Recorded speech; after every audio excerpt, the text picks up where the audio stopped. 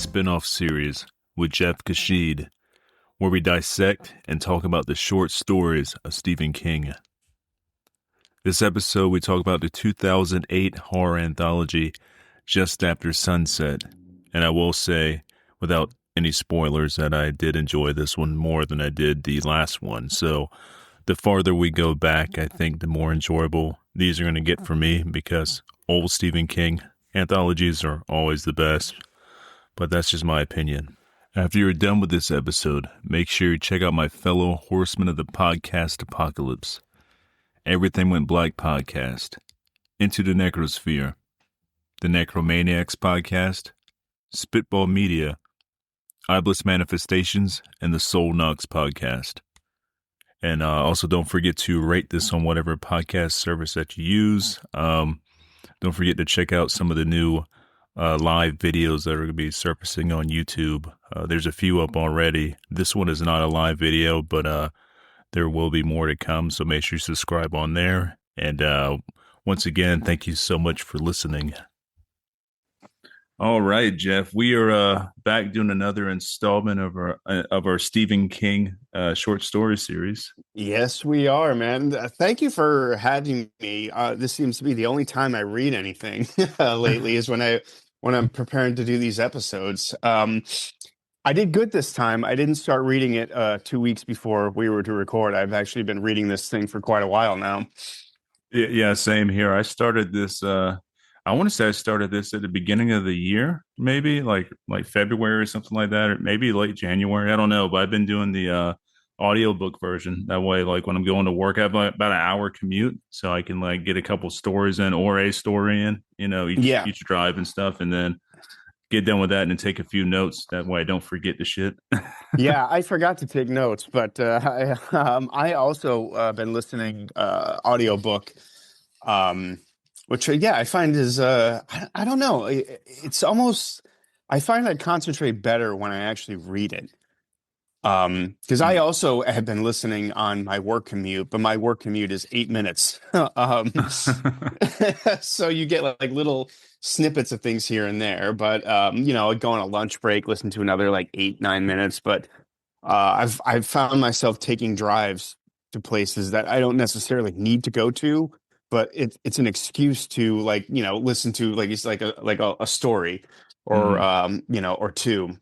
We recently took a road trip to Philadelphia to see the Afghan Wigs, and that's about a 4-hour ride. So I knocked out a good portion of the book there and back. That's good. Yeah. Like you're saying, like I retain things better by reading. Like when I'm listening to things, it kind of sometimes in the ear, out the other ear or whatever, but luckily with this one, it kind of stuck more. So yeah. Good.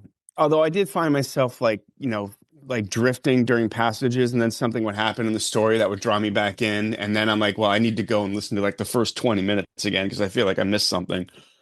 Yeah, I had to do that a couple times myself. I think that's just the way the audiobook, I believe, Yeah, and I have this book. I got it as a Christmas gift back when it came out. This was probably around 2008 or 9, I want to say.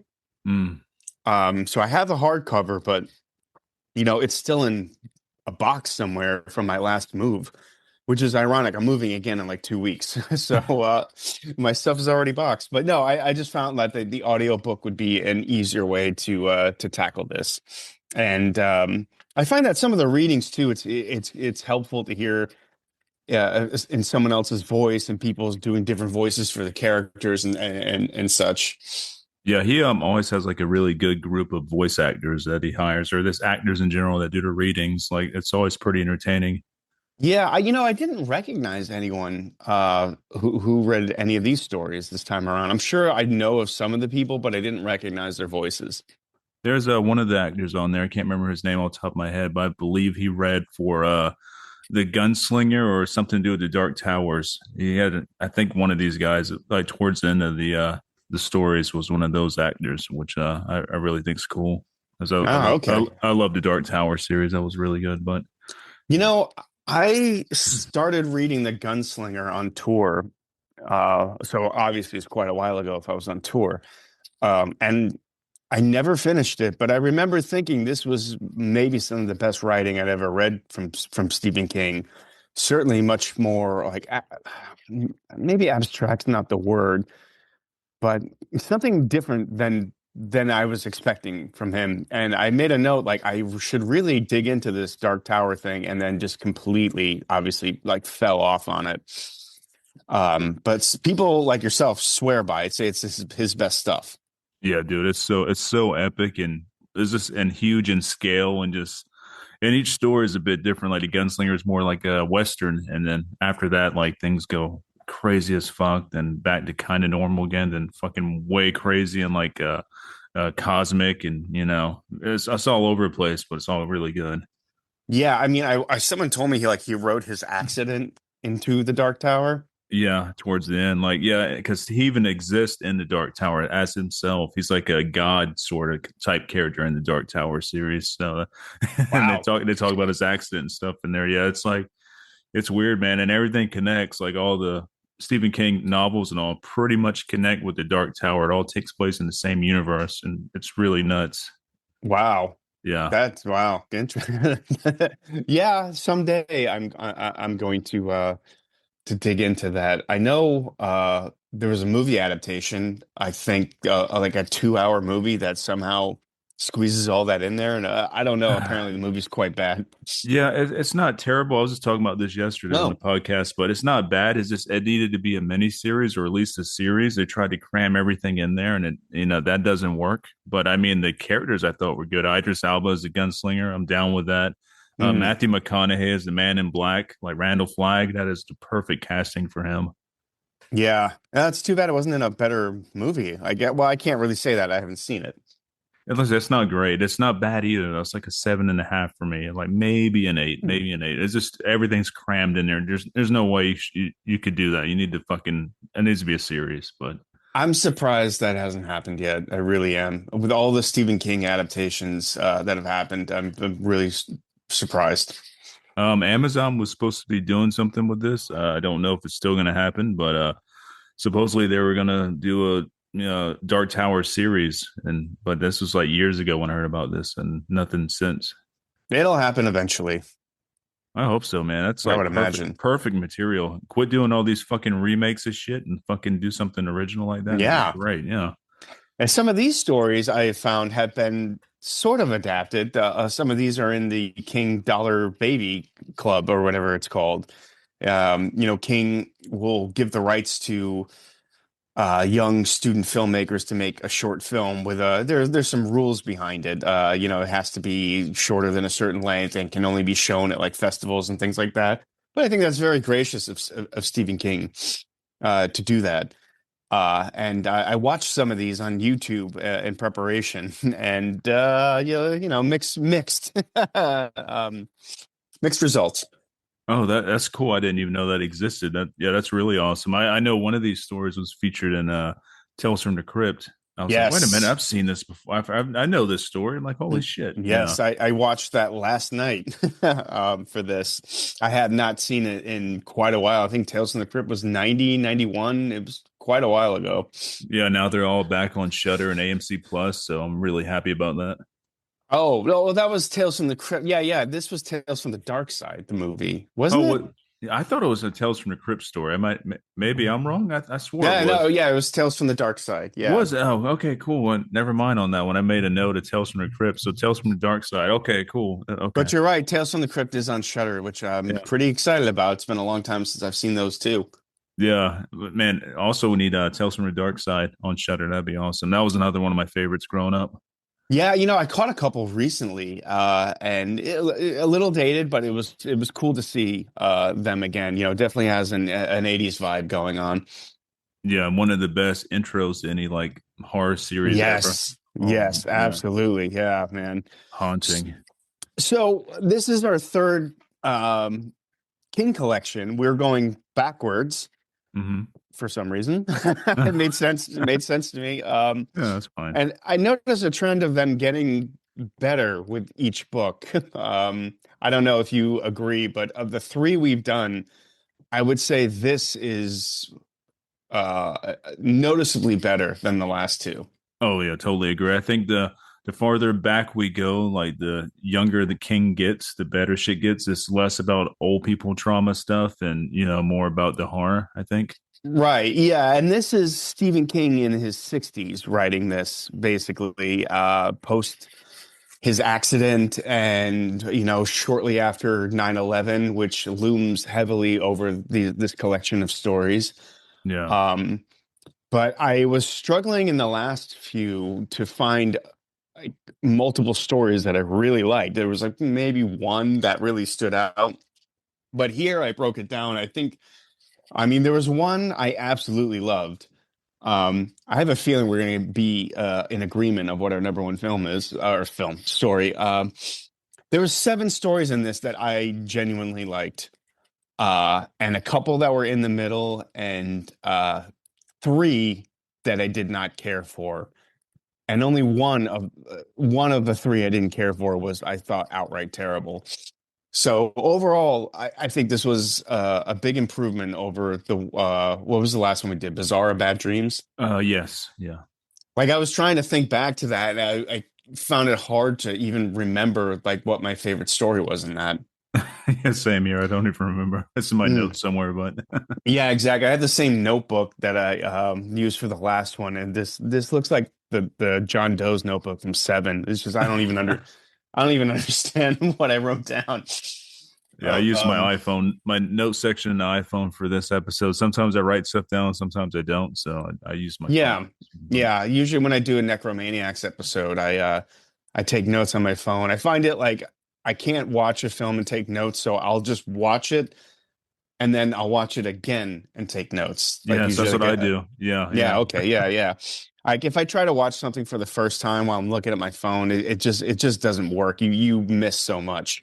yeah. 100%, dude. I do the same thing. Yeah. So you agree though this was probably the of the three we've done, I the best.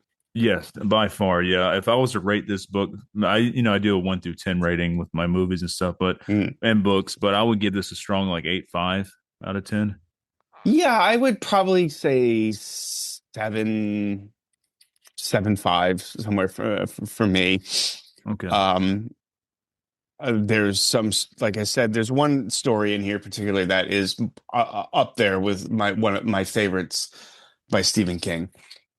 Yeah, I think I Um, know which one that's going to be too, because I think that's probably going to be my favorite. yeah, I have a feeling. Yeah. And as we've done the last few, I have these ranked from my least favorite to my favorite. So if you want, we can just jump on in, I guess. Yeah, I'm down. Do you want to start off with your least favorite? Then I go to mine. Yeah, let's do that. Uh, all right, at number 13, my least favorite. Really, I hated this story. Number 13 for me was Stationary Bike. Oh yeah, dude. Yeah, that one. I think that might be my least favorite as well too. I made a note here. It sucked. I mean, it would be okay if it was a quick read, but man, this thing went on and on and on. Like I said, I listened to it back and forth from work, and I feel like this took up like almost 2 weeks of going back and forth to work listening to this. And I just found that it took a long time to really go nowhere, and it was quite silly in the end. I think the concept is a guy goes to his doctor who tells him he has high cholesterol and he needs to start exercising. The doctor gives him his metaphor, like your body is like look at them as like a construction crew or something, Yeah. and that turns out to be a reality. This construction crew that is his system comes to life. Very like I don't know. It just found the whole thing quite like just ridiculous. And I thought, is this going to be somewhat like a tale of obsession or madness or something? This Stephen King does that stuff quite well. But no, in the end, it's just sort of this, I don't know, just silly story. I really, really did not like this. I totally agree with you. Like I said, this is going to be my. I might as well combine this with my least favorite too, because this is definitely my least favorite story of the series. And yeah, I don't know. It just Was it just like him having like a dream one is, oh, I'm gonna write my dream down and I need to, get my cholesterol and shit in check. So I'm just gonna write a story about it. It felt like an ad or something, like maybe an ad for Lipitor or something. Yeah, yeah, and I really it wasn't that I think the name of the construction company too was Lipit. It was something like Lipitor. Again, notes would have helped, but the one of the guys in the construction crew is wearing a hat that says like Lipitor. It was yeah, it was goofy and silly. I'm not really. I mean, I did like listen to his notes that at the end of the book where he talks about what inspired the story. Mhm. And I was hoping for maybe a bit more insight into this one, and I just didn't get it. No, there was his notes. He really didn't explain too much with this, but it is like I said, it feels like a like I'm watching a TV ad or something. Yeah, horrible. Not yeah, like a YouTube ad that plays in the middle of the video you're watching that you don't want to sit through. Um, Yeah. How much did he get paid to do this ad, I wonder? yeah, we did do in one of the last collections. Didn't he was commissioned to write a story about a Kindle? He did, yeah. And I actually Yeah, thought that was decent besides the whole like Kindle this, Kindle that. But it was a cool story because it tied in with the Dark Tower series, but it was definitely paid for by Amazon. yeah. This felt like that, but it wasn't that. No, yeah, wasn't near as good. And this one felt just very, very cheap and fast. And this, I don't know, it didn't fit in at all with the rest of the stories. Yeah, and again, yeah, just lacked any deeper sort of meaning. And at the end, it was like, but that was just a complete waste of 2 hours. Um, and it's right in the middle of the book too, if I remember. I mean, middle towards the beginning, but it just really like I found it hard to want to go back and listen to more after that. Yeah, yeah, same. And I was like, man, I hope the rest of this series isn't going to be like this. But luckily, this was, the worst one. Yeah, this was the only one I could say that I hated. There's others that I didn't care for, but I didn't hate. Well, this one I absolutely just hated, made me angry. Yeah, yeah, no, no good. I definitely didn't like this one. Can't stress that Um, enough. my number 12 was Ayana. I remember listening to this on the way home from Philadelphia. This one was about uh, a magical girl, but also about miracles and Yeah, miracles that are done through these human avatars or what have you. Like I said, I didn't hate this one, but it really did nothing for me. This is sort of King in his schmaltzy sentimental sort of side, very Green Mile-ish, I would say. yeah, Um, Again, I mean, King has been criticized in the past for his use of the quote unquote magical Negro, which I mean, he acknowledges in this story, but doesn't really give much deeper insight other than like acknowledging it. Like, yes, I'm aware of the criticism, but I wrote this anyway. Um, yeah, I really feel like overall there's some of the stories lack a bit of deeper insight into what he's writing about, and I wrote that down for some of these, and in particular this one. I don't think it really has any interesting perspective on anything on miracles on really anything. It was just kind of felt like workman-like story. Like he dug this out of a drawer, polished it up a little bit, and said, "All right, good, publish." yeah. I get the same feelings from this one. This one ranks a little bit higher than what I think this would be like my number 11, but yeah, I totally feel all these. Yeah, Yeah. yeah. What was your 12? My 12 is going to be one I almost forgot about because it was very forgettable, but that was a graduation afternoon. Oh, okay. Yeah, I mean, it was all right, but it's totally forgettable. Like I kind of forgot about it. If it wasn't in my notes, I wouldn't remember. But like the whole like premonition stuff, and I don't know, it didn't really do much for me. I wanted something a little bit more, something a little bit more sinister, I guess. And as we go further up on our list, I think that whole like sinister like vibe starts to really come into play a little bit more. But Mm. this one to me was just kind of boring. I didn't really care for it. It's kind of in and out. I didn't really retain it very well because I didn't really like it. I have it ranked higher. I have it right sort of like, right in the middle, basically. It was my number 8. Uh, I agree with you that it's forgettable. Like when I was going to rank these, it's graduation afternoon. I had to like look it up. I was like, oh yeah, that one. Um, it did have aspects of it that I really liked, though.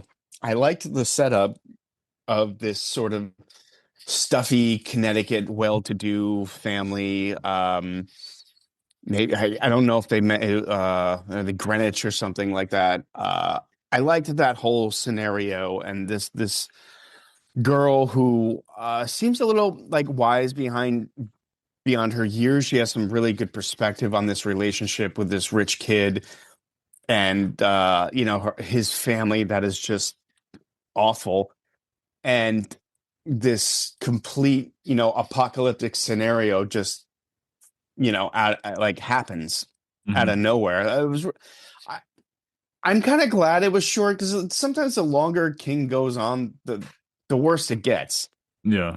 This I could see this fracturing off into a million different directions and into like a 2,000-page book that he would write. But this was short and sweet and apocalyptic, and it was fine. I didn't really feel strongly one way or the other about it. I probably could have used a little more. Um, but yeah, I like definitely not any less. What was this? Probably like, I mean, 10, 12 minutes to read If or that, something yeah, in yeah, the audiobook. Yeah. yeah.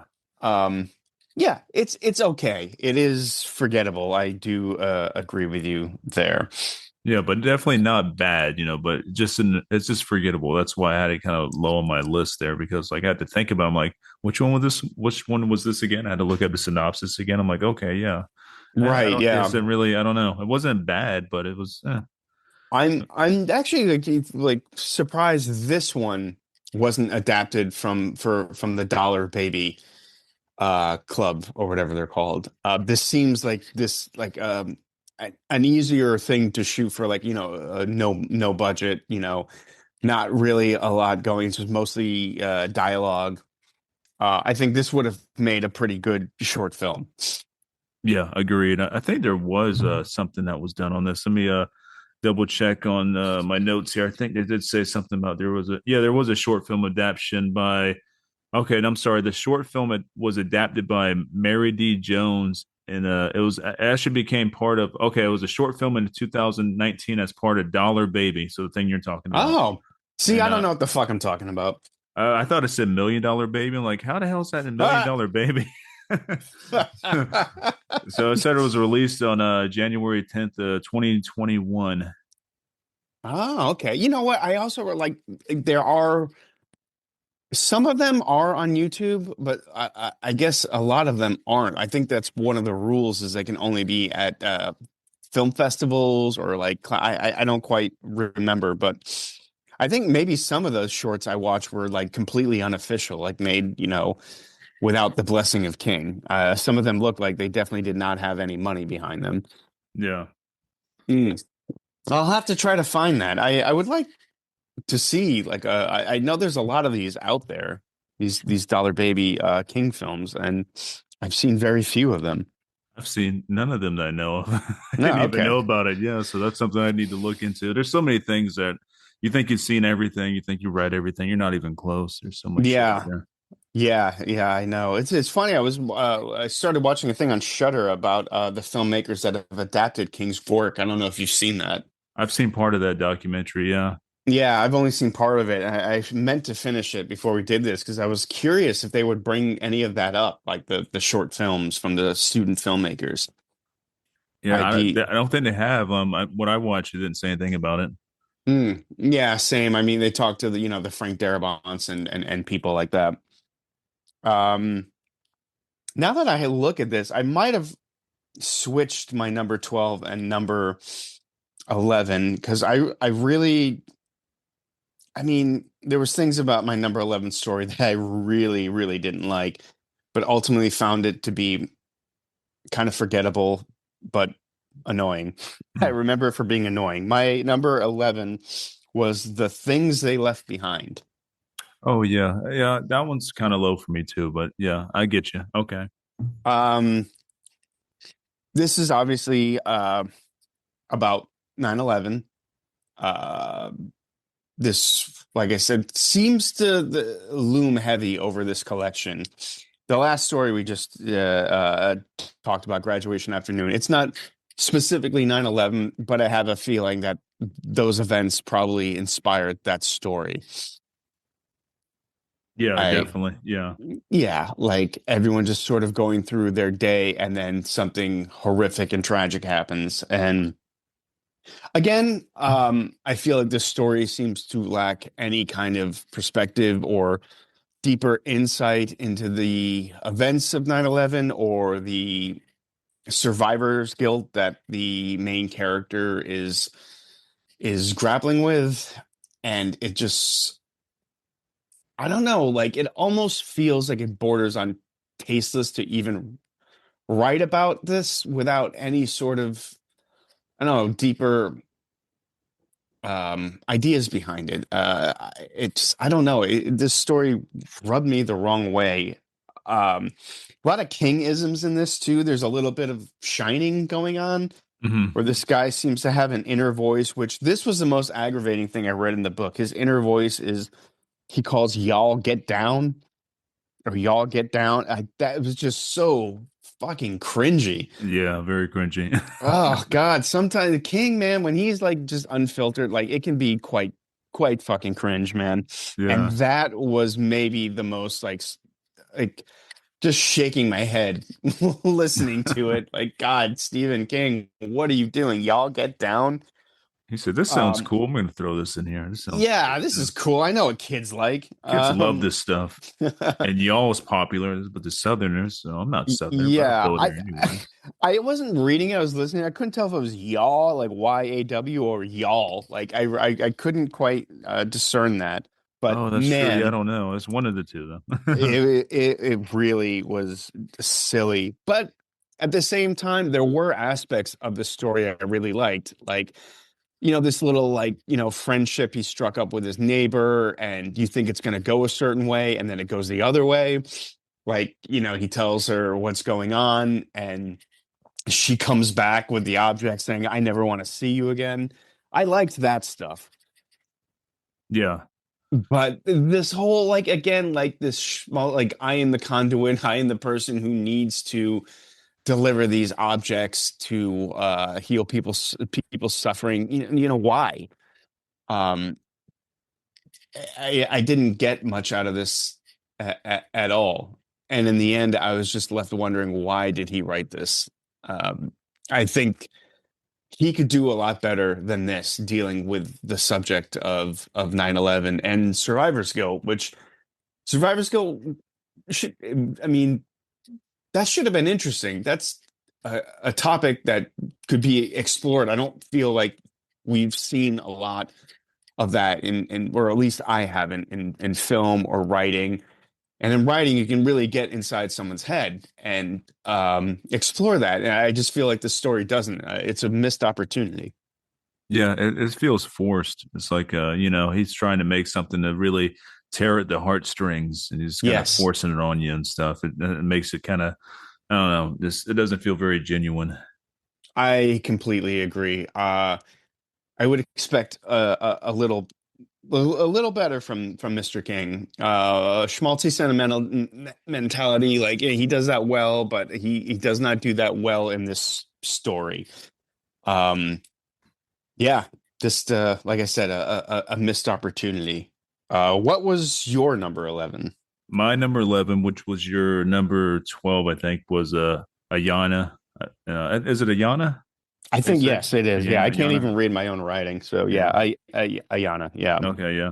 I just it was okay. Like I said, none of these stories are really terrible except for the like a couple. But this is it's okay, but it didn't really do it for me. Again, it was kind of like that same like kind of this like tearing at the heartstrings type stuff. I really don't dig too much, you know. There's nothing really sinister about it. You got a guy that gets the power from that girl where he can like heal people. Then and they have like the like government dude that's never really explained very well. As like, is he death or is he some type of like alien? You know, like the guy that follows him around and you got to go here and heal this person and stuff. Like, Right. I Yeah, wonder like what's up with that guy. yeah, it seemed like because the girl had a guide too, but it was a like an older woman. Yeah. So they all have these guides. Who are they? This may like I kind of got like a Hearts in Atlantis vibe from this. I don't know if you read that. Mm-mm. I've seen the Um, movie though. oh, okay, yeah, yeah. The book was like three stories that were all related. The film, I think, was something different. I think it really focused on the first story Mm-hmm. and wasn't quite. I know I read it and I did watch it. And don't remember either of them too well, but they were quite different from each other. But this feels to be like King in that sort of mode. And I remember reading Hearts and Atlantis and liking it a lot. I was much younger, but that was King really doing that sentimental thing that he does. Mm-hmm. And I think, if I'm remembering correctly, Hearts and Atlantis is a good version of that, whereas Ayana is not, in my opinion. Right. Yeah, I didn't really enjoy this one that much. Let's say it's not bad. It's just not I don't know, it's not my type of king. And I think the older, I mean the younger king gets as we go back in time here, the more sinister, like, the stuff I grew up with King comes into effect a bit more. But I don't like this like schmaltzy stuff. Like it's not really Yeah. my thing, man. But it's not a bad story. It can make a good movie, I guess. Maybe a Yeah. Lifetime movie or something. But Yeah, I agree. And I agree with you, like the younger he gets, the more devilish. I think King is definitely softened in his older age. And we'll talk a little bit about that later with one of the stories I ranked quite high. Um, but anyway, moving on. My number 10, we're starting to get towards the I would say like these stories are okay. Mhm. Um, my number 10 was Rest Stop. Okay. Um, didn't get much out of this one either. Again, sort of like a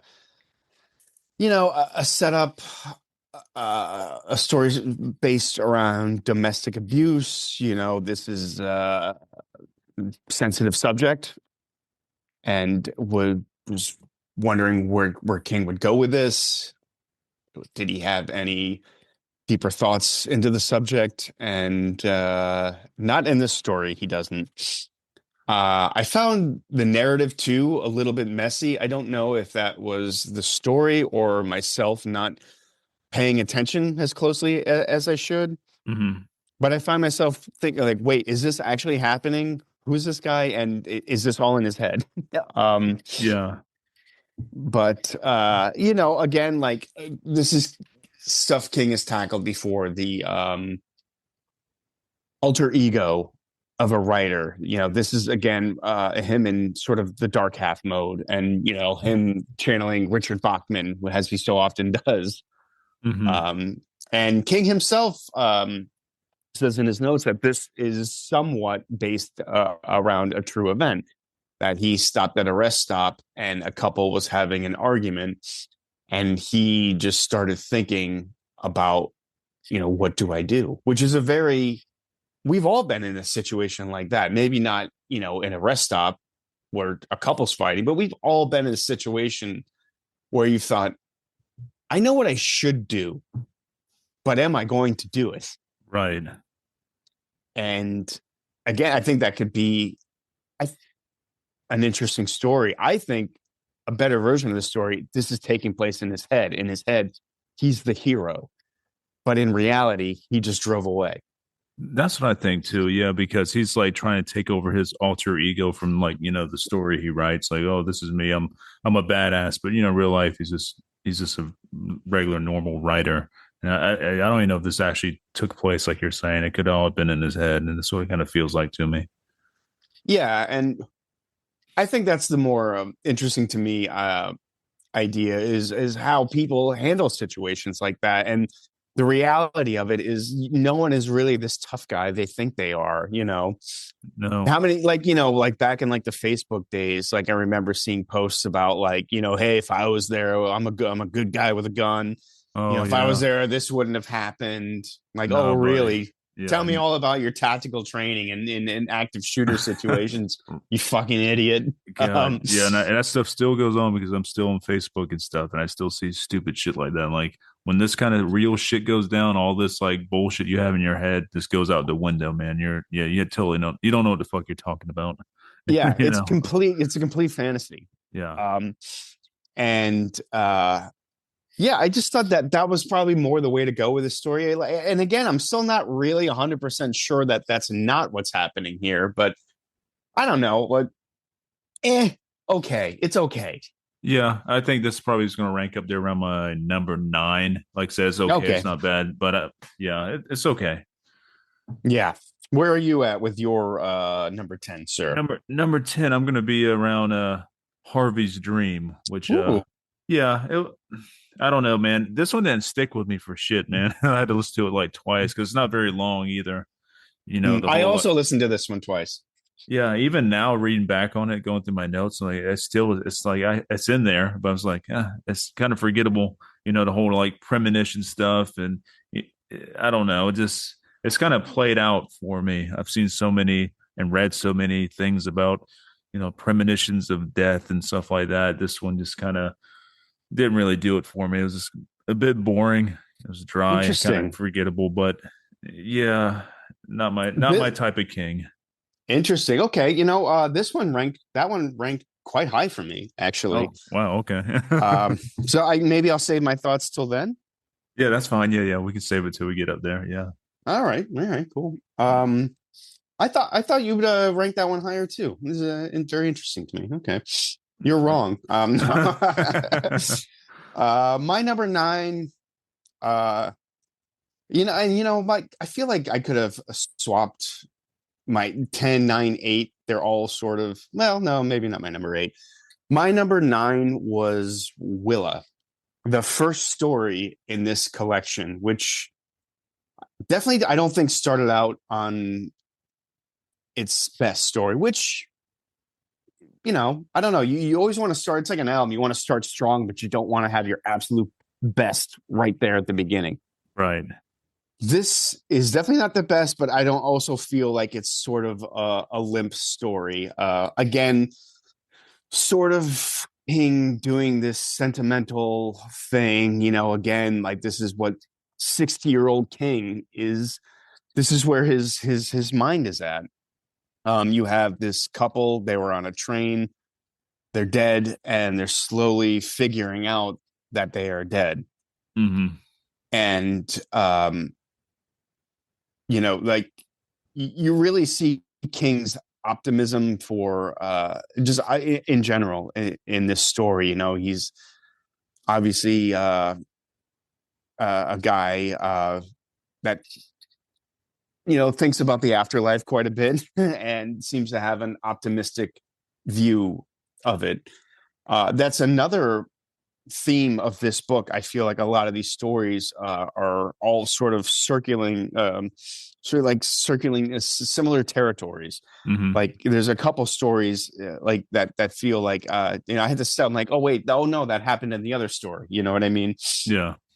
um it wasn't bad. It had some, I like the stuff with the wolves again, but it just never really went anywhere that I found particularly satisfying. Okay. Yeah, I agree with that. Yes, it's not high on my list either, but definitely wasn't bad. Um, like I just didn't have. I don't have a whole lot of thoughts on it. This was the first. This is also, I gotta say, one of the only short story collections I read in order. I never read short story collections in order. I don't know why. I just don't. Yeah, I remember you told me about that. That's Yeah. interesting. Yeah, but yeah, that's cool. Um, but I read this in order, and I also read this back in like when we first started talking about doing this, because we do these every like we try to do this every like 3 months or so. Yeah, I believe so. Yeah. Yeah. So I was like, I am not going to be in a situation I was last time where I'm trying to read like a fucking 18 stories in 2 weeks. Um, so almost to the point where, I had, by the time I started ranking these, I had kind of forgotten about this one. And it made me think too, the best Stephen King, you don't forget. It stays with you. Hmm. When you think about The Raft or Gray Matter, I mean, I read those very young and impressionable, but those stayed with me. This did not. Yeah, it's a bit forgettable. Like I said, ranks a little bit higher on my list, but not very high. Like the most important stories out of this one for me are gonna be ranked in my top four. Those are gonna be like the big hitters.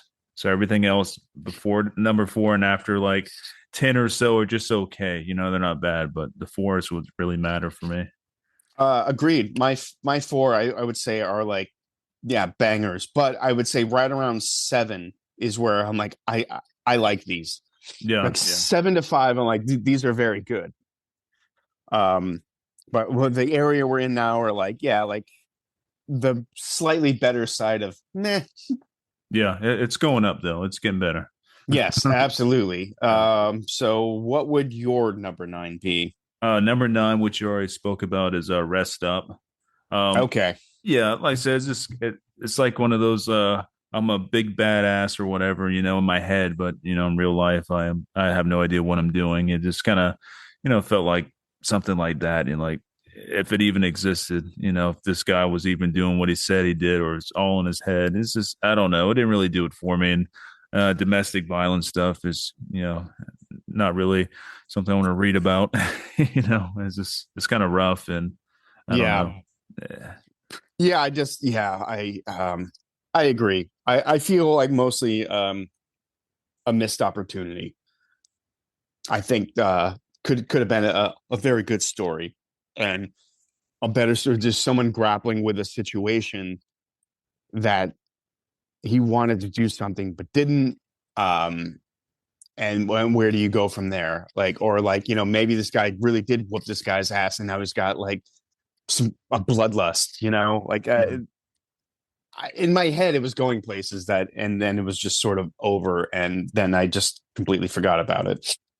Yeah, and it's touching on that thing like you see these situations like on the social media stuff like, oh, I would have did this or whatever, and like Yeah. no, I've been in a few like weird situations where if I was just thinking about this, like if I wasn't actually in this situation, like, oh yeah, I would do this and that, but actually being in a situation like that, it's a totally different ball game because there are consequences to things like, I want to beat this guy's ass or this guy's gonna, take care of this guy, but you will be going to jail and you're probably going to ruin your life, and then the person you're protecting is not going to have anybody with them anymore because you're in jail, and it's just the consequences of things. Like in my head, yes, I would like to beat this guy up or do this, but like in reality, like reality sucks, man, because you're going to jail no matter what, and yeah, and you're going to lose Yeah. your job, and yeah, it's not worth it, but Yeah. Oh, yeah. Totally. Totally. The older you get, too, like the more you realize there's consequences to your actions. When you're 18, 19, yeah, you can just haul off and wail on someone or do something stupid, and it might derail your life for a bit, but you'll probably, you're young enough to get back on track. Now, not so much. yeah, it's too much on the line, man. Too much, too many things to lose, and yeah, it's horrible, and the consequences outweigh the Mr. Badass moment that you might have. Or and then if you go to hit somebody and they fall the wrong way, fucking hit their head and die, geez, you're going to jail for murder. I Anything can know. happen in like any kind of fight. Like I've had to pull a gun on somebody before multiple times, and and in the movies you think these people are going to bow down and oh get out your way, and Yeah. everything's, but multiple times I've done it, they didn't bow down or anything. They stood there, and that's a very scary situation. It's like that's not supposed to happen. You know what I mean? Like, Yeah, you're and like, oh now wow, now now what? I'm in. Do I have to shoot this person? If I shoot this person, I'm going to jail. Like, what the fuck do I do? You're not. This is how this is supposed to happen. You're supposed to, you know, bow down and fucking, get the fuck out of there or something. But no, when they stand there, that's scary, man. Because it's like, what do you do now? you know? Yeah. I mean, I Yeah. was just in a situation. I went to go see the Melvins and I got into a fight with someone. Hmm. This guy kept slamming into us over and over and over again. I'm like, man, this is the Melvins. Everyone here is over 40, except for these fucks Yeah. moshing. And he just slammed into me like one last time. And I grabbed him by his greasy fucking hair and whipped his head and just shoved him as hard as I could. And he turned around, and like we squared up, man. We were about to fucking like it was on. And this guy's like half my age, and you're in that like rage, and you're just like ready to go. Yeah. Your adrenaline's pumping, and like when finally like the show is over, it calmed down. I'm like, I don't. This guy could have fucking stabbed me in the parking lot. Right. This guy, I could have fucking thrown my back out, throwing a punch at this idiot, or like this guy could have taken me. I don't know. Yeah. Like, and when I had time to like say, I'm like, I should have just fucking moved. Yeah. But you get so stubborn in those moments, like, no, I'm not moving. Fuck that guy, But I don't know what the point of telling that story was. What kind of goes in with what we're saying with the rest stop? In Yeah, your yeah, head, yeah, you yeah. think things are going to go different. So in reality, things are a lot different than what you think. Yeah, exactly. Like, like in reality, I am not a big, scary opposing figure at all. Like, I'm sure that guy sized me up and was like, "You're dead, old man." Yeah. Okay. Moving on.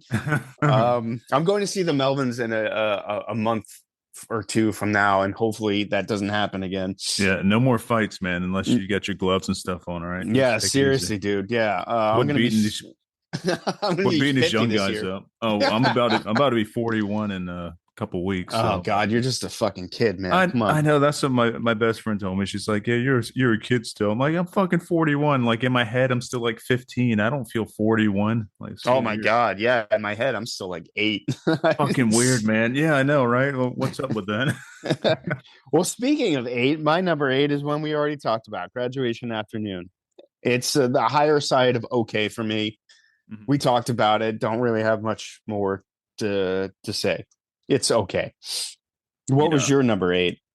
Oh, that's a good one there. I want to say my number 8, which is actually it's not bad. It's a pretty cool story. Just actually it's more than pretty cool. So I guess this is my number 8. I wasn't too sure on this, but I think Mute might be my number 8.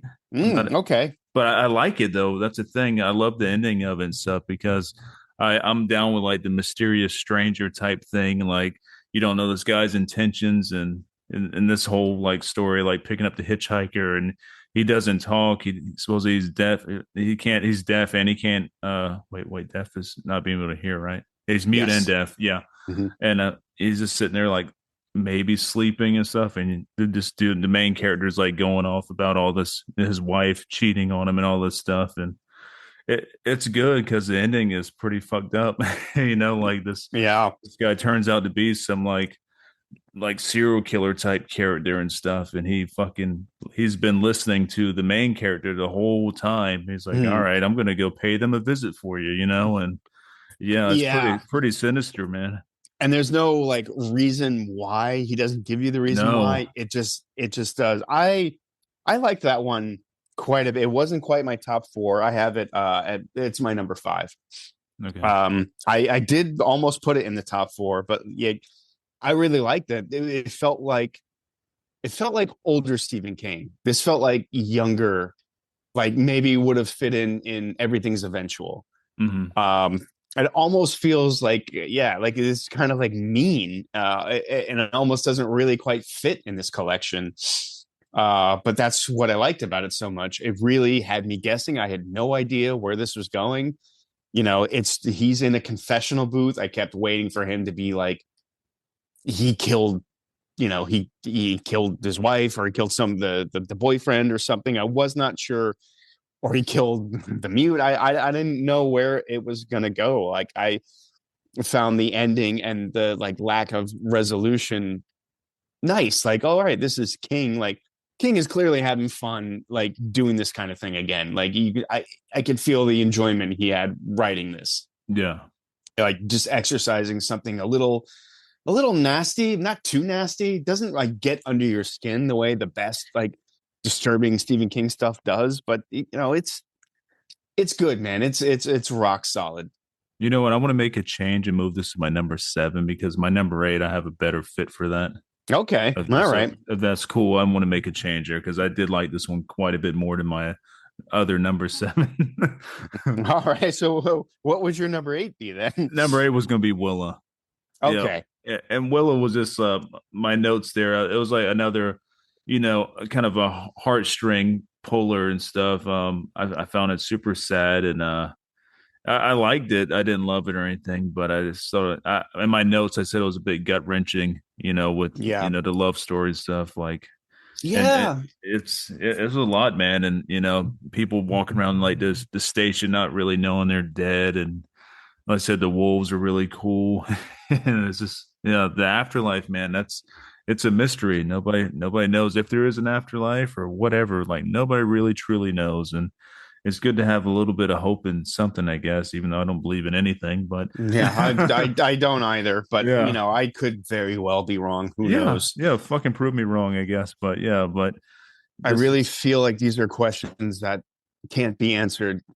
If there's anything out there, I don't think it's something we can comprehend. It would be like explaining your workday to your dog. yeah, yeah, They don't know what the fuck you're talking about. They're just like bobbing their head, like wagging their tail. They don't know. I really feel like it's that sort of situation for us and what is out there, the meaning of the, why are we here? I don't think it's anything we could comprehend if there's anything more to this. That's what I think. I agree, and it definitely ain't written down in these crazy texts that people worship. I don't, you know what I mean? Like, Yeah. Come on now. that was just for control and stuff like that. And, oh, you better do the right thing or you're going to hell. Yeah. Hey, it worked. Everything you go to hell for everything. Yeah. But yeah, What you're saying about Will, this is something that should appeal. I mean, I'm kind of a sentimental guy, like something like this really should affect me. And some of, like I said, Hearts in Atlantis, like that really, like I felt that one. I did not feel Willa. Just did not do it for me. And I agree with you switching those. I think Mute is definitely a stronger story. yeah. Like I said, my top 4 is solid, but everything at a certain point is kind of switchable. And then just like as we talk about, I'm like, oh yeah, I did like that a little bit better. It kind of refreshes me a bit because some of these stories I listened to like a couple months ago, so they're not that fresh in my head. Yeah, And my same. notes are like all over the place. I was like, oh, I'm gonna have good notes on all this shit. Like I'm gonna be well prepared, which I'm prepared, but some of my notes just kind of don't make sense to me. I don't know what the fuck I was typing or writing there. Oh, I am completely unprepared every time I do a podcast.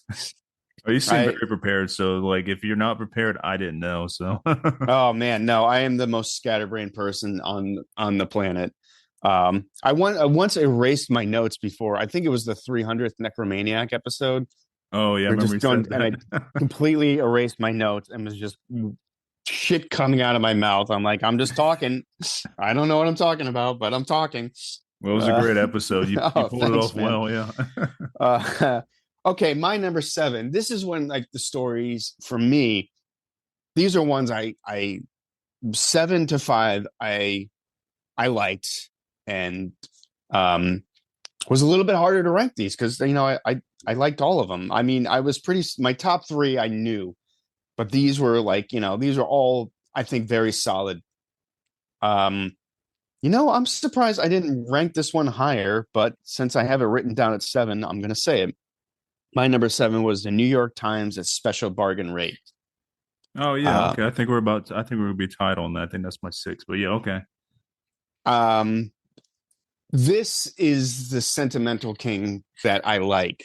Uh, there's an aching sadness to this story that I think isn't in the other ones we talked about, like Willa and the things they left behind, where it should be there, but it's not, at least for me. And for this, I felt this one, man. It was sad, tragic, and you really could feel this character's like mourning and grief, and just again the lack of why.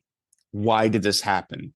Why is this happening to this person right now? And the absence of that makes the story so much better. The fact that, I mean, this was real quick. I think this was like a 20-minute listen or something like that. Mm-hmm.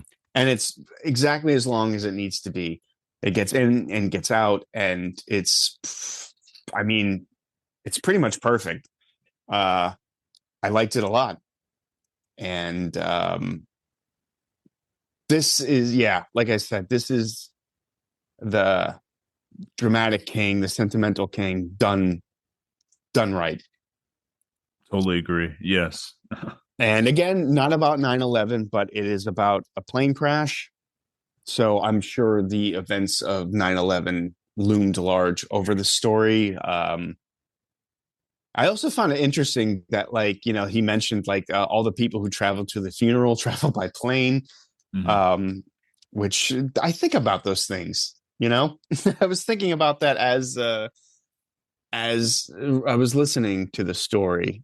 You just like, yeah, what if my friend in California died in a plane crash? I would have to go to the funeral by plane. Yeah, right. Jeez, Yeah, yeah, that's terrifying. That's a new terror. Thank you.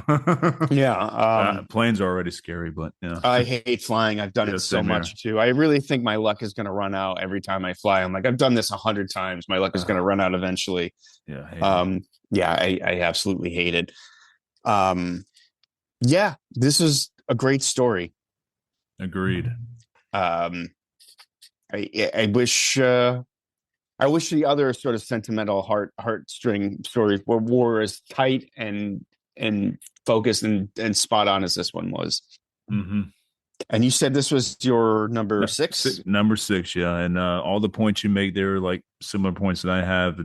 This is how you do the heartfelt stuff. It's just like it's short, it's tight, it's that's how you do it. And again, the whole plane stuff, it's scary shit, and yeah, I hate flying. But besides that, yeah, this is the whole afterlife thing and more of the premonition stuff, like the warning beyond the grave. I thought that was really cool, and Yeah, he's just like a guy who wanted to say goodbye to the person he loved the most. And I liked it doesn't go too far into the afterlife. It just like little hints like, yeah, time is different here, and the pilot's freaking out, thinking he's going to get the blame for this. I liked those little glimpses into the afterlife without it becoming like the whole story being about that. I really like that. Like I think there's like a time jump. She's married again. She's gone on with her life, but she's never forgotten. And it kind of ends with like a phone call, and we don't know who that phone call is coming from. Like that was a really nice touch. Like this character probably thinks every time the phone rings, is it going to be her dead husband again? yeah, and he Uh, saves her too with like the predictions, the explosion and all that stuff, and right. yeah, Yes. Yeah. I'm surprised I didn't rank this higher actually, but hey, I had it at 7. But like I said, 7 to 1, all good. yes, agreed.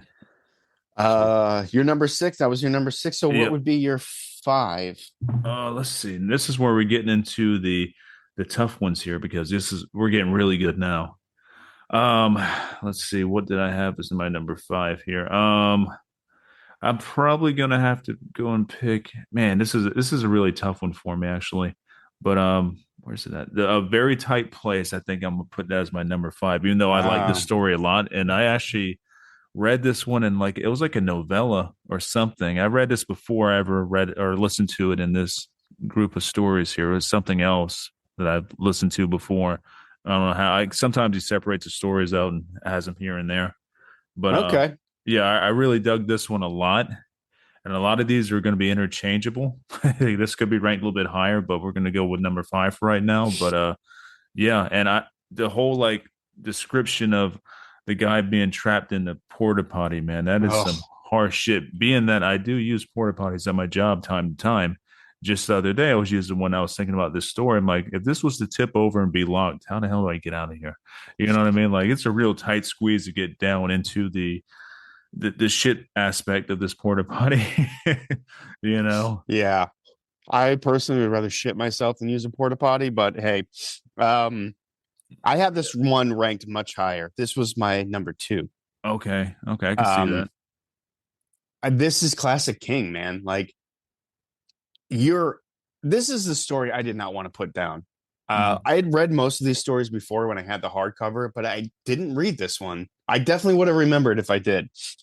Um, it is, first of all, it's fucking just absolutely disgusting. It is one of the grossest things I've ever read or listened to, rather. I mean, everyone knows porta potties are disgusting, and being trapped in one in Florida summer heat, oh, I can't even imagine. And Mhm. the terror this character is feeling, man, like that's exactly how you would feel, like panic setting in, and then after that, just what is it like? How do I get out of here? Am I going to get out of here? What is it going to take? Like, do I crawl into the actual toilet to fucking get out of here? How bad do you want to survive? Um, Man, I thought the reading of this was really good. The person who read this, the voices he did for Yeah, the neighbor, like, hey neighbor, like he really like sold that character, didn't overperform, didn't get too manic. It was a great performance, like yes. spot on, actually. Like, I don't know, like if they adapted this into a film, like I don't know if it could get better than the reading that this person did. Also, I don't know why anyone would adapt this into a film because it's disgusting. Who's going to watch this? Oh, we will watch it if it's adapted. You know Yeah, of that. course, of course. I will. Yeah, this Yeah. was there is a short on YouTube for this. Looks to be a British production. It's not very good. I also saw a trailer for another short film uh, from this. So yeah, there's people out there that do want to make it. I will say I found the ending a little unsatisfying. Yeah. But the story that came before it was so good. That's why I have it ranked so high. I did think about putting it further down at 4, maybe even 3, because the ending was just sort of, I don't know, man. Like you wanted something a little bit more cathartic, or maybe something even a bit more realistic. Like, I mean, thinking in my head, like, okay, you get out. What do? Call the police, or you go and you fucking kill this guy. It's got to be one or the other, Yeah. and it's neither. No. And I was expecting like, yeah, I thought dude was gonna die. I thought he was coming to, he was to put his overalls on, the ones that he found, and he was gonna go fucking shoot this guy, but Yeah, yeah, but or yeah.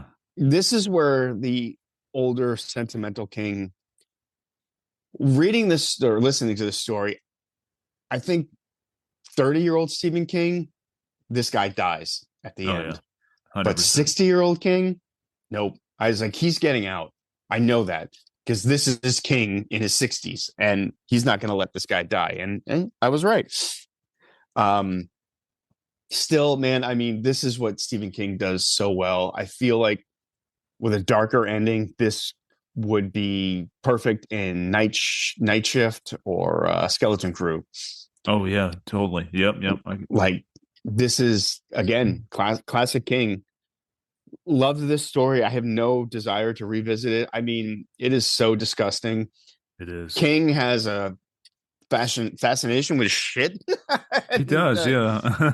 and gross things like that. I mean, like we did Maximum Overdrive on Necromaniacs, and there's a scene where a guy's talking to another guy on the toilet. Like, I can't see any reason why this is this scene between two people is like happening with one guy in the toilet, but that's Stephen King for you. Um, Being edgy. yeah, and there was some just descriptions in here that were so foul, so disgusting. Yeah. I found myself, I was drinking a coffee listening to this, and Ooh, like bad I, idea. yeah, I had to like put it down. I was like, I fucking no. Yeah, Uh, his description of that porta potty and the shit clinging to him and stuff, and the different variations of shit that are floating around him was pretty good. Plus the heat too. The heat, oh my god, on top of all that stuff, oh Jesus man, that Christ. would, yeah, Jesus Christ. I mean, Yeah, when he's talking about putting his hands in something mushy, I felt like vomiting. yeah, Um, yeah, really good, man. I like that one a lot. That is a classic King story. agreed. Uh, so that was your five. We're on my six. My number six was the gingerbread girl. Okay, mine's a little bit higher. I like that one a lot, but okay. I like this one a lot too.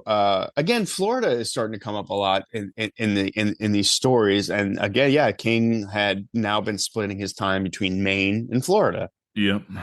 So from this book of this stories on, you see a lot of Florida come up. I don't remember coming up in any short stories before that, but this was good. Like this is more of a thriller of a king again working in sort of like reality, like in the realm of something like Misery or Cujo. And again, these are Stephen King's strengths. He does this stuff well, even a very tight place that is, as disgusting as it is, it's plausible. Hmm. Um, yeah, I really liked the idea of this person handling her grief by taking up running excessively, and unknowingly she's been training for what's about to happen to her. Yeah, when she meets this fucking crazy psycho, which I thought was really he was really well written. Yeah, definitely a plausible psycho. Yeah, absolutely. And it doesn't really tip its hat too soon about like what, like that's where it's going. No. It's just, again, she's going about her day and she's wrong place, wrong time. And again, she's stuck, tied to a chair. And what are you going to do? How bad do you want to survive? He does this kind of stuff so well, like putting you in to the shoes of that character and feeling their terror and desperation. I mean, he just is, he's so good at this. Hmm. Uh, um, and just like, yeah, the final chase. Um, it goes on a long time, but I really feel like that is like the set piece of the whole thing is the chase. Like, Yeah, the chase is epic, man. It's almost like an epic car chase from like a cool like '80s movie, but done as running on the beach, and you got this crazy guy chasing you, and there's yeah, yeah, yeah, I cool. liked that, and like she's sort of unwillingly drags some innocent standers into it. Yeah, and the one dude gets stabbed in the eye, I believe. Yeah, Yeah, yeah, again, you feel so bad for this guy, yeah, and again, like I was kind of surprised. It was mean. Like, hey, yeah. this 60-year-old king doesn't do mean that much. Um, but yeah, really good. I would expect to see this adapted into a film by now. I'm surprised it hasn't been. Yeah, I'm really surprised too. I also first read this as a novella before I read any of the short stories. I don't know how I got on these damn like random novellas here from the short story stuff, but yeah, I read this from like this a while ago actually, and I'm just really surprised it hasn't been adapted into like a Netflix movie. This would be like a perfect Netflix Stephen King adaptation. Yeah, yeah, it would be like absolutely. Although Netflix would probably fuck this up. Yeah, because they tend to do that. Like I don't only use Netflix for Seinfeld, even though I have Seinfeld on DVD. I'm lazy, so I just watch it on Netflix. But especially what I Yeah, use Netflix hey, for, man. Yeah, I own this book and I listen to it on my phone, so yeah, I get it. yeah. Let's see. We have your five. My number five is Mute. We talked about it. Hmm. Um, yeah, great stuff. What is your number four? Number four is going to be Harvey's Dream. I thought this one was really good. And you know what? This might have been my number five if I had it written down the correct way. But I Oh, think I would have had. I thought you had it at 10. Oh, I did have. Okay, I'm reading my notes the wrong way. God damn it. Because Okay. I was like, wait, that's my number four. Okay. Yeah, I did. That's right. I'm reading my notes the wrong way again. Sorry about that. I'm a bit all over the place with notes here. So we're on my number four, correct? Yes. Okay, okay. All right, number four is going to be the gingerbread girl. There we go. Okay. Okay, here we are. I'm back on track now. But yeah, as we just said, like it's mean spirited, and but the cool thing is like the good person wins at the end. You know, after all this like extreme fucking struggle, it almost gets to like torture porn type levels of things. You know, when it comes Yeah, to like the stuff that's going on in here. This is a very mean spirited, gory story, but I yeah. really dig it. And this is like classic Stephen King, Bachman type stuff. I really liked the idea of her watching him sort of float away and almost like King writing in metaphors, like, okay, now I think she might be done grieving at this point and ready to go on and live her life. Mm-hmm. Uh, Great story, man. I really like that one. Yeah, very cool. My number four was Harvey's Dream. You and I talked about night terrors and such things that you and I both suffer from. Yes. And so stories about dreams always interest me. I liked this one because it was so mundane and plausible. And when you think of nightmares, you don't think of things like that. You think of monsters or being chased, things like that. But like it's those dreams, the mundane ones, that sometimes I wake up more disturbed and you can't really put your finger on why. Mm. And I think he did a really good job of sort of translating that. This sort of like just this mundane sort of dream about everyday things that really disturbed this guy. And while this is unfolding, the wife is sort of, you never really know if this is a premonition. Mm-hmm. I think it is, and the wife is slowly like, as he's explaining this dream, the wife is realizing that this is actually something that's happened, like, and terror slowly creeping over her. Man, yeah, I dug this one a lot. Short, and sweet, and a very good description of a nightmare that doesn't quite sound like a nightmare unless you're the person that has had it. Exactly. Yeah. Um, I really liked that, and I thought he nailed this one. Man, I wish I would have put that higher on my list, but it is what it is for right now. But yeah, you're definitely you nailed it, like especially with the nightmare stuff and everything. I should have ranked this one higher. I don't know what the fuck I was thinking, but Yeah, like, so the numbers can vary, you know. Like the worst is yeah, the worst, but it's yeah, I got a little confused on my numbering here, but that's okay. yeah. Like I said, I can 5-4. Say, yeah, a few of these could have been switched, whatever, but definitely really like this one. My top four, I would say, were all like um, some of my favorites from King in general. Yeah, I have a feeling our number threes are the same. I think so. Yeah, My number three, The Cat from Hell. yeah, that's me. Yeah, Uh, I mean, this was written in the 70s, I I believe believe, so. Yeah, yeah, and it feels like it. Again, this is sort of nasty and playful, and it was cool that most people who have read this have probably like, oh wait, I've seen this before. This was in Tales from the Dark Side. hmm That's where I know it from. which I thought was And Tales from the Crypt, and I was totally wrong. That's okay. well, it does have sort of a more EC Comics vibe to it, so I could see why you would get confused. Yeah, yeah, It definitely in def my head. it It's weird. Yeah. Yeah, even A Tight Place kind of has the EC Comics vibe. Now that I think about it, Oh, dude, definitely. Yeah, I could see that being like Tales from the Crypt, or you know. yeah. Except the person who was trapped in the toilet would be a terrible person, and but anyway, The Cat from Hell, yeah, it's just absurd and in the best way. Mm-hmm.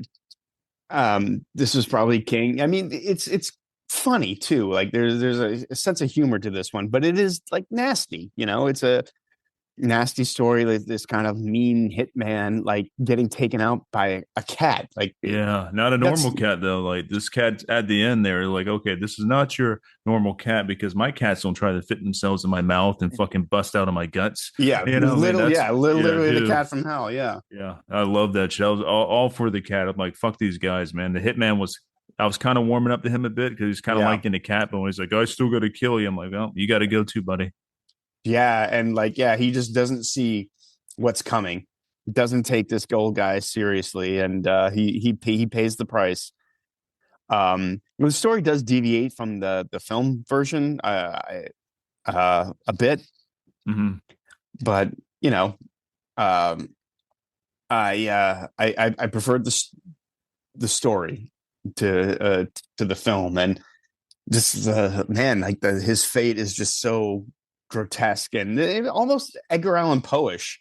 The Yeah, yeah, story is, yeah, definitely got Poe had Edgar. a thing with cats. Yeah, all the Uh, cool people do.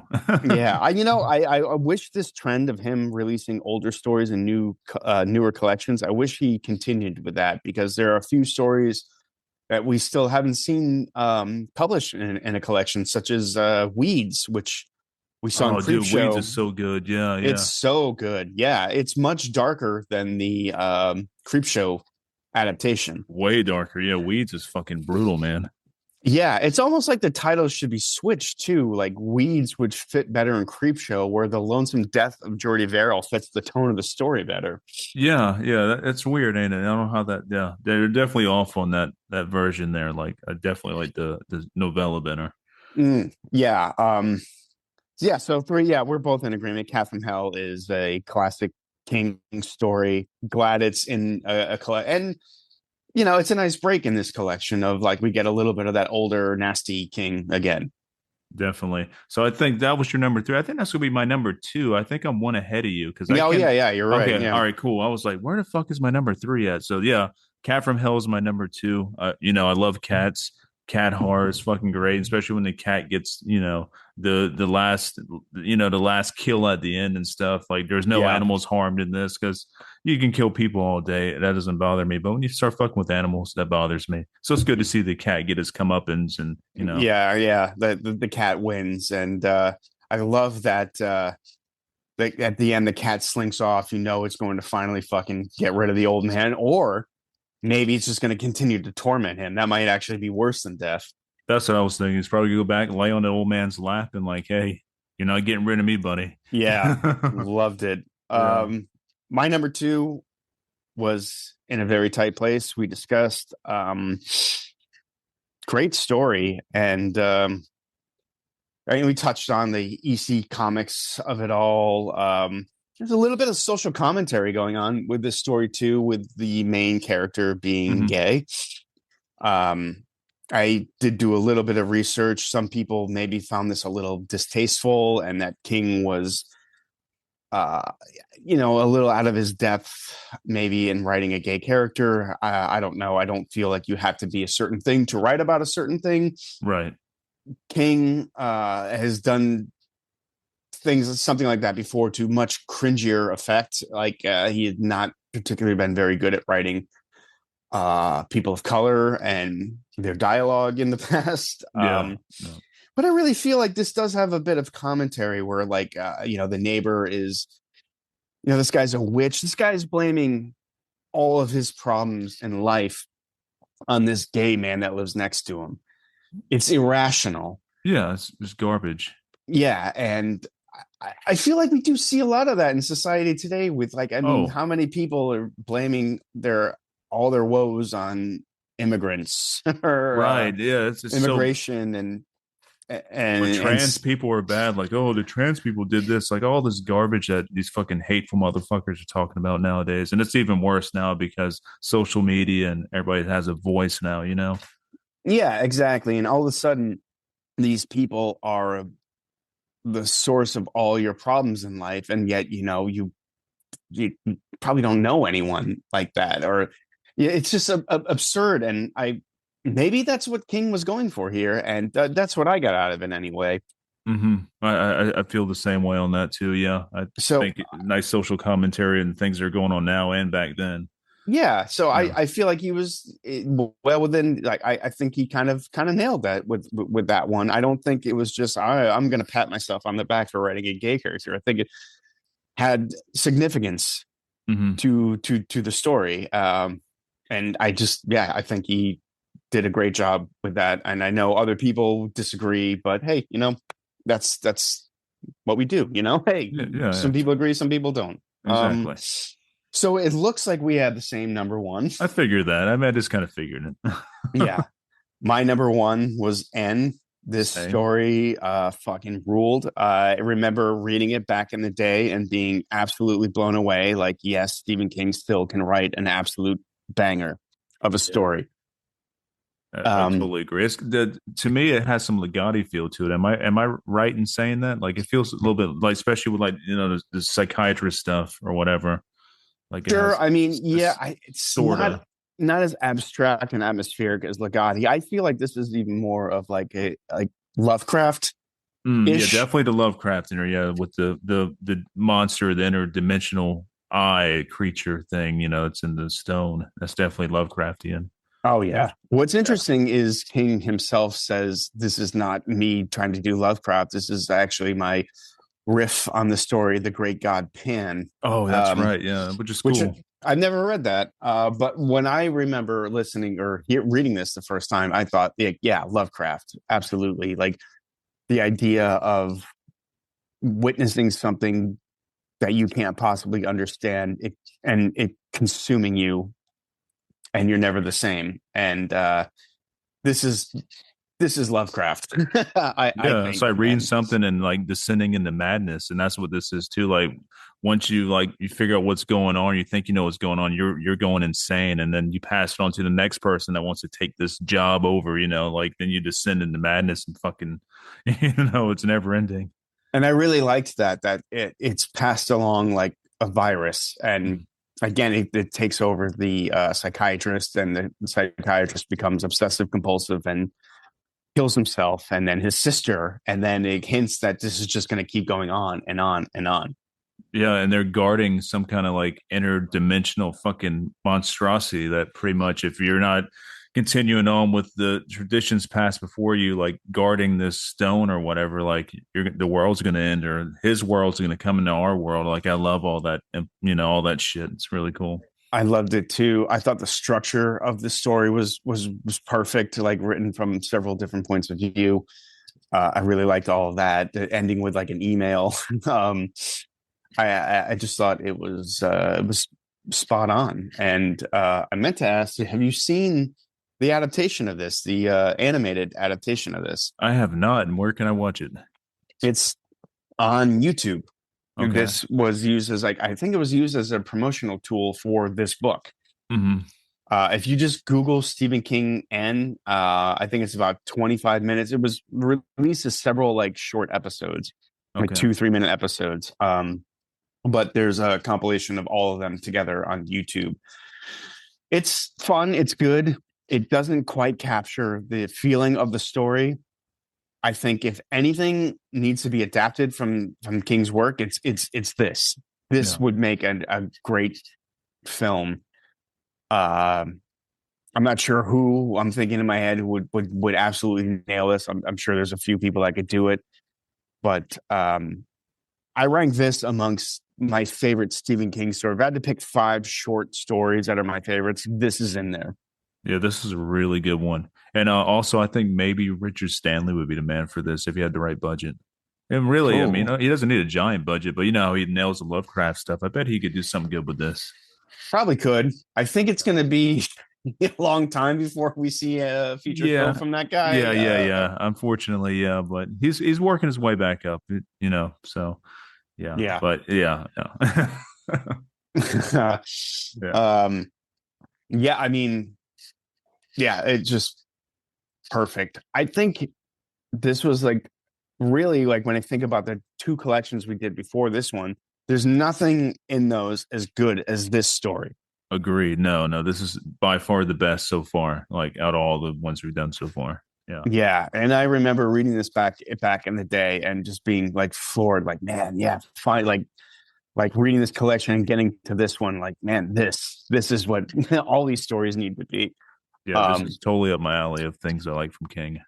yeah, absolutely love that one, and I really feel like he nailed obsessive compulsive too. Like, Yeah. I think we all, to some degree, have some obsessive compulsive disorder in us. I think everyone has like weird little rituals they do, things they do that maybe other people don't understand.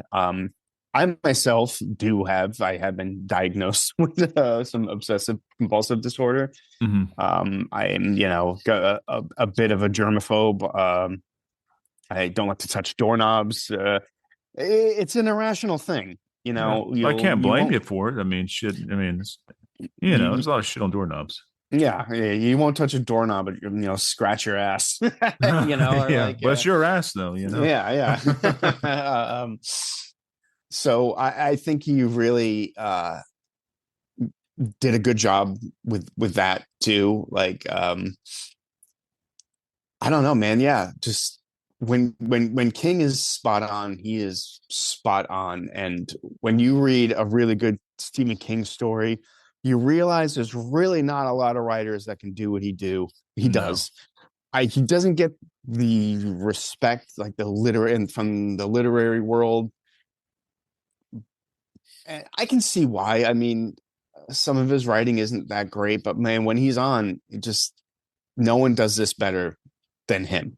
no, totally agree. And he throws a lot of stuff out. He has a lot of writing. Everything can't be good, you know what I mean? But when he's good, he's great. And that's why he's still my favorite author of all time. Like he's still unbeaten, like for a reason. Yeah. Yeah, early King is great. I mean, Yes. so many people our age, my age. I mean, I remember my mom having all the books and her telling me about the stories. And, when I was around like, 10, 11, 12, somewhere in that era is when I started reading Stephen King. And I feel like a lot of people my age started reading King around them. And that was like the first author that they really fell in love with and felt like they were finally reading grown up stuff, Hmm. at least I did.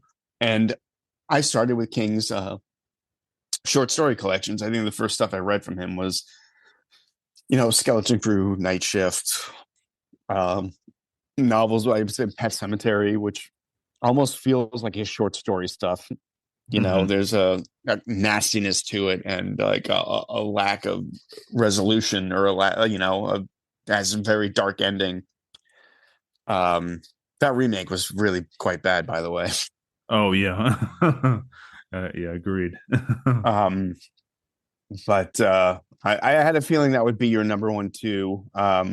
This is great stuff, man. And it looks like up next for us was Everything Eventual. Is that what's I believe next? so. I'd have to look it up, but I'm gonna go with what you say on that until I look it up. So yeah, maybe. No, don't listen to me, man. I never know what I'm talking about. Uh, I have read that one before, and I remember being a little disappointed with it at the time, but I think maybe now I'm really looking forward to rereading that. I remember there being some really good stuff in there. yeah, if I'm not mistaken, I think I've read this one back in the day too. So it's gonna be a good refresher, and I do believe there's some really cool stuff in this one. So yeah, I'm looking forward to doing this again. Yeah, absolutely. This is always fun, and it always reminds me I need to do way more reading than I do. I read Legati over and over and over again, and I'm like, hey, I should branch out. I need to read more. I really enjoy it. Yeah, it's great. I'm doing audiobooks, and at the same time I'm trying to read the Joe Hill 1,000 page King Sorrow book right now, which is Mm, great, but it's fucking long. So it's double yeah, Stephen King pretty much.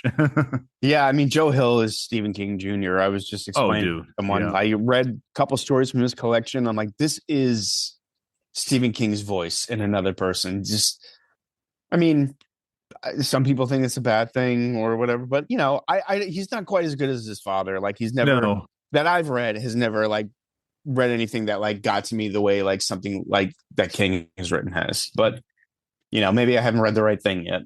Yeah, he's got some good stuff. So keep at it. King Sorrow's very good, but just expect 1,000 pages to get through, and it's a lot, but it's good. It's really good.